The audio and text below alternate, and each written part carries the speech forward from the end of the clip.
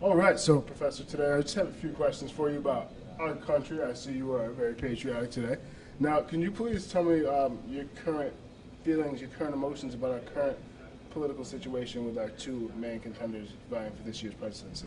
Two main contenders. Wow, that's a load of dice. Well, being it's the 4th of July, and here we are celebrating our independence. We are celebrating our independence from tyranny, and right now we have the tyranny of corporations, which both of our candidates kind of represent, one more than the other. So, Which one more than the other?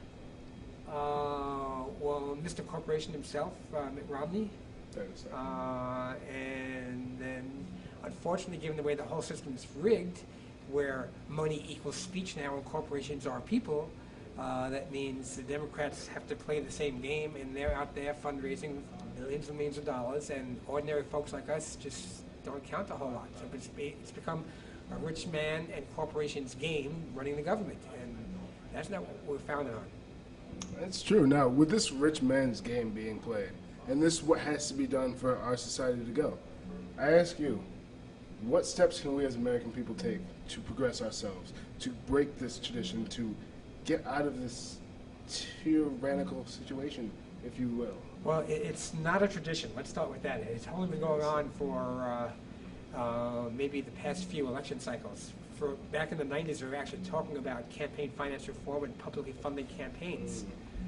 So it is really a relatively new phenomenon, and they do control the media as well for the most part. So they use that to humdrum into us that this is the way it is, and it's the way it always was. But it's not the way it always was, and it's not the way it always has to be. Is it the way it always will be now? Is this what we will become to know? No. I think most people are frustrated and annoyed by the system. Some just drop out. That's why we have such a low turnout for voting in general. But there are other options. I mean, it'll take some work, but there are constitutional amendment processes, and there are people I know who are involved in that to overturn what they call Citizens United, which was the Supreme Court decision that made money, speech, and corporations people. Both those things have to be overturned. Fair to say. Well, I thank you for your time, and you as viewers, you as people. Now it's time for us to step up, to change this process, to fight for what's right. So I thank you. Have a wonderful day. Thank you, sir. Power to the people.